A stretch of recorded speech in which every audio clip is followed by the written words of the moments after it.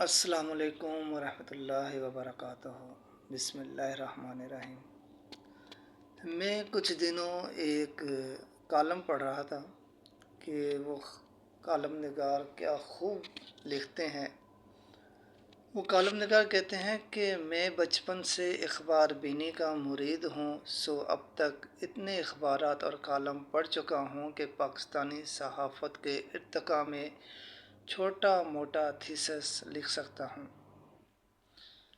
بچپن میں ارشاد احمد حقانی اور پروفیسر وارث میر جیسے لوگوں کے خشک کالم پڑھ کر بے مزہ ہوا کرتا تھا، لیکن وہ ابتدائی دور تھا، اور اب اردو کالم نویسی ارتقاء کے بعد بہت دلچسپ ہو چکی ہے۔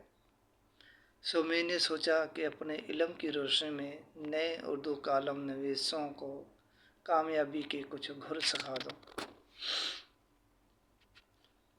دوستو، یہ بیان کرنے سے پہلے میں تھوڑا سا آپ لوگوں کو بتا دوں کہ اس کے اندر سوچنے سمجھنے کی بہت ہمیں ضرورت ہے کہ اس کالم کے اندر تھوڑا یہ دیکھنا کہ کس طریقے سے وہ کالم نگار ہم پاکستانی قوم کی، ہم مسلمان لوگوں کی ناک کاٹ رہا ہے۔ ذرا غور سے سوچنا اور خود پر بھی غور کرنا، کیا ایسا واقعی ہے؟ ابھی آتے ہیں کالم کی طرف۔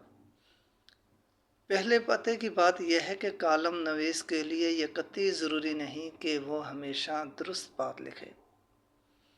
اس کے لیے ضروری صرف یہ ہے کہ وہ جو لکھے قاری اس پر اعتبار کر لے۔ یہ کوئی اتنا مشکل کام نہیں، کیونکہ پاکستانی عوام شکی مجاز لوگ نہیں ہیں اور عمومی طور پر لکھی ہوئی بات پر بلا تحقیق یقین کر لیتے ہیں۔ اگر وہ انہیں پسند آئے تو خود پر یقین پیدا کرنے کا سب سے آسان طریقہ یہ ہے کہ اپنے کالم میں بے در پہ قرآنی آیات، احادیث اور اسلامی تاریخ کے واقعات کے حوالے دیں۔ اس سے آپ کے کالم کے گرد تقدس کا ایک حالہ سا بن جائے گا۔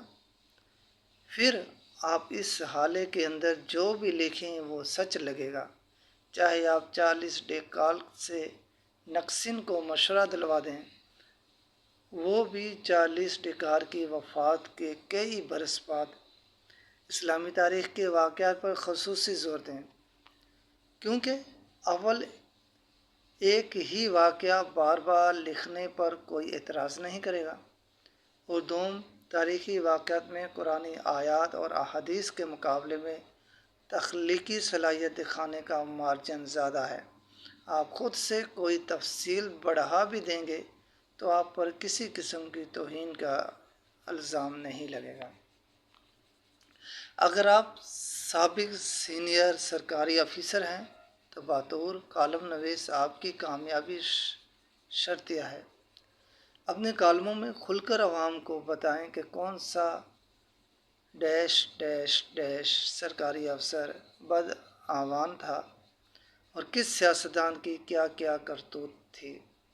یہ سب سچ ہونا قطعی ضروری نہیں، کیونکہ پاکستانی عوام ایسی باتوں کو سچ سمجھنے کے لیے اتاولی بیٹھی ہوتی ہے۔ ان سب کے بیان میں ضروری صرف یہ ہے کہ اپنی ملازمت اور اپنی حرکات کا ذکر کم سے کم رکھیں۔ اگر آپ کبھی پاک فوج کے کسی سینئر افسر کے ساتھ 5 منٹ گزار چکے ہیں، یا آئی بی کا کوئی ریٹائرڈ اہلکار آپ کا دوست ہے، تو پھر آپ کے پاس لائسنس ہے کہ ان شخصیات سے اپنے تعلق کا حوالہ دے دے کر آپ ملک کے تمام مسائل کی فرضی یا حقیقی وجوہات بیان کریں۔ ایک اور کامیابی کی کلید یہ ہے کہ ہر کالم نویس کے پاس ایک فرضی کردار ہونا چاہیے۔ اگر آپ کالم لکھ رہے ہیں اور کوئی سادہ سی بات بیان کرنا چاہتے ہیں جو 2 یا 3 سطور میں بیان ہو سکتی ہے، تو اسے بیان کرنے کے لیے اس کردار کو استعمال کریں۔ اس سے ایک تو کالم کا سائز پورا ہو جائے گا، اور دوسرا کالم میں ایک ڈرامائی رنگ آ جائے گا۔ اس فرضی کردار کی لازمی خصوصیات یہ ہیں کہ اسے جاہل اور بدہو ہونا چاہیے۔ اور اسے سوال پر سوال کرنے کی عادت ہو، اور سوال بھی ایسے کہ ان کے جوابات دیتے ہوئے خود کالم نگار گھامڑنے لگے۔ مثال کے طور پر حمید لٹو بہت دنوں بعد ڈیرے پر آیا اور کچھ پریشان سا لگ رہا تھا۔ میں نے لسی منگوا کر اس کے سامنے رکھی، اس سے پوچھا کہ کیا پریشانی ہے۔ پریشانی کا سبب پوچھا تو بولا کہ بابو جی، ایک سوال ہے جس کا جواب مجھے نہیں مل رہا اور اس لیے پریشان ہوں۔ میں نے کہا کہ لٹو یار، ایسا کون سا سوال ہے؟ اس نے میری طرف غور سے دیکھتے ہوئے پوچھا، بابو انسان محنت کیوں کرتا ہے؟ میں نے ہنس کر کہا، یار یہ کیا احمقانہ سوال ہے۔ ظاہر ہے دنیاوی کامیابی کے لیے، زندگی آسان بنانے کے لیے اور اپنی آنے والی نسلوں کی خوشحالی کے لیے۔ یہ سن کر لٹو کچھ دیر کے لیے خاموش ہو گیا اور پھر بولا، بابو جی یہ سب تو عمران خان نے بہت پہلے حاصل کر لیا تھا، تو وہ اب کیوں اتنی محنت کرتا ہے؟ میرے پاس لٹو کے سوال کا کوئی جواب نہیں تھا۔ اگر آپ کوئی مستقل فرضی کردار تشکیل نہیں بھی دیتے تو بھی کردار نگاری اردو کالم نویسی کے لیے بہت ضروری ہے کہ اس کی وجہ یہ ہے کہ اگرچہ ہر کالم نگار عقل کل ہوتا، لیکن لوگ عقل کل ٹائپ بندوں کو پسند نہیں کرتے۔ اگر آپ ہر وقت علم جھاڑتے رہیں گے تو قاری کا رد عمل ہوگا کہ یہ پتہ نہیں اپنے آپ کو کیا سمجھتا ہے یا سمجھتی ہے۔ وہ عقل کی بات جو آپ سے پہلے انسانی تاریخ میں کسی مفکر کو نہیں سوجھی، وہ آپ اپنے کردار کے منہ سے ادا کروائیں، اور بہت ضروری ہے کہ جب کردار یہ بات کر رہا ہو تو اس میں لقمے مت دیں اور یوں محسوس کروائیں کہ یہ بات تو آپ کی سان گمان میں بھی نہیں تھی۔ اس سب سے آپ کی بات میں وزن پیدا ہوگا۔ اگر آپ کو تاریخ سے شغف ہے اور آپ اپنے کالم میں تاریخی حوالے دینا چاہتے ہیں تو اس میں بہت احتیاط کی ضرورت ہے، کیونکہ کوئی بھی ایسا حوالہ دینے سے گریز کریں جس سے مطالعہ پاکستان یا وہ اسلامی تاریخ جو اسکولوں میں پڑھائی جاتی ہے کسی پہلو کی تردید ہوتی ہو۔ نصاب کے فریم ورک میں رہ کر آپ جو چاہیں لکھیں لیں، بلکہ اگر مبالغہ آرائی بھی کرنا چاہیں تو کوئی حرج نہیں۔ مثال کے طور پر آپ لکھ سکتے ہیں کہ بادشاہ اورنگزیب عالمگیر ایک دن ایک ٹوپی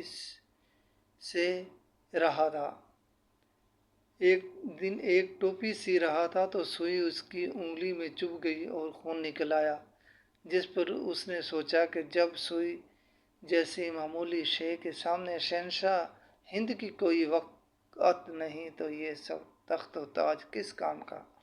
اب عالمگیر آ کر تردید کرنے سے تو رہا کہ بھائی ایسا کبھی نہیں ہوا تھا، لیکن آپ کے کالم کی واہ واہ ہو جائے گی اور لوگ اس کی پوسٹیں بنا کر دھرا دھر فیس بک پر ٹھوکیں گے۔ تاریخ کے حوالے سے ہی ایک گر اور بھی ہے کہ کسی بھی تاریخی شخصیت کی سوانح عمری کا نام جان لیں اور پھر اس کا حوالہ دے کر اس تاریخی شخصیت کے بارے میں جو من میں آئے لکھ ماریں۔ 95% لوگوں نے وہ سوانح عمری نہیں پڑھ رکھی ہوگی اور باقی کے 5% آپ کے کالم کے قاری نہیں ہوں گے۔ جب آپ کالم نگاری میں اپنا مقام بنا چکے اور آپ کے کالموں کے 2-1 مجموعے بھی چھپ جائیں تو آپ کی اگلی منزل بیرون ملک دورے اور سفری کالم لکھنا ہے۔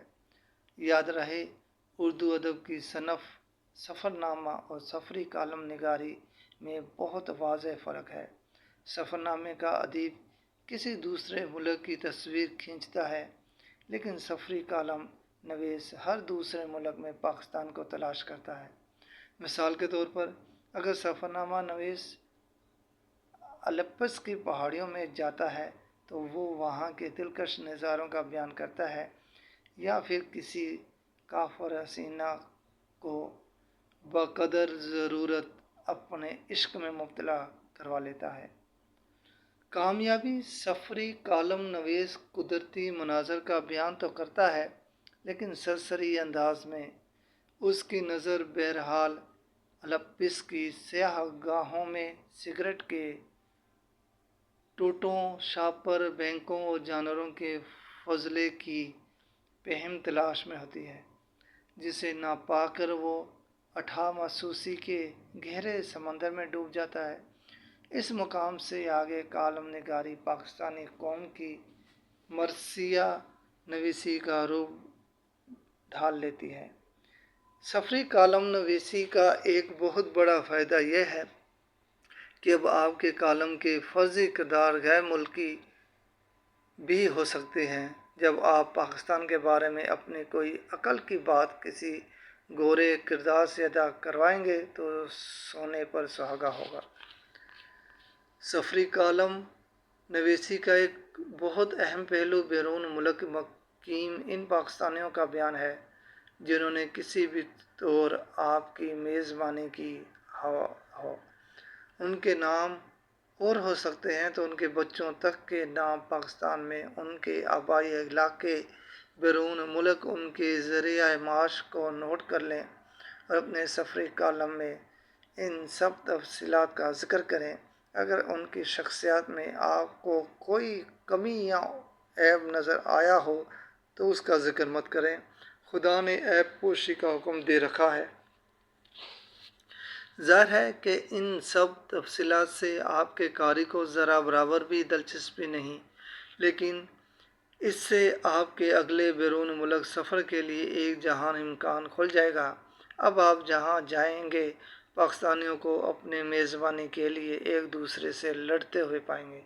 ان چند ٹکوں کے بعد جب آپ کی کالم نویسی کی ڈھاٹ بیٹھ جائے تو اگلی منزل ٹی وی اینکر بننا ہے، جس کی کامیابی کے گھر پھر کبھی بیان کریں گے۔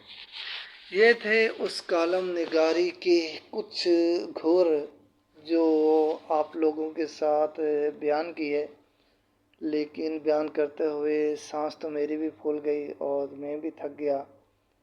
بس اللہ تبارک تعالیٰ سے دعا ہے کہ اللہ تبارک تعالیٰ ہمیں سوچنے سمجھنے کی توفیق عطا فرمائے اور ہر کالم پڑھنے کے بعد ذرا غور فکر کرنے کی توفیق عطا فرمائے۔ کیا اس کالم میں کون سی بات ہے جو سچ ہے اور کون سی بات ہے جو مسالہ لگا کر بیان کی گئی ہے۔ اللہ تبارک تعالیٰ ہمیں سوچنے سمجھنے کی توفیق عطا فرمائے، آپ کی مشکل وقت کو آسان فرمائے، آمین۔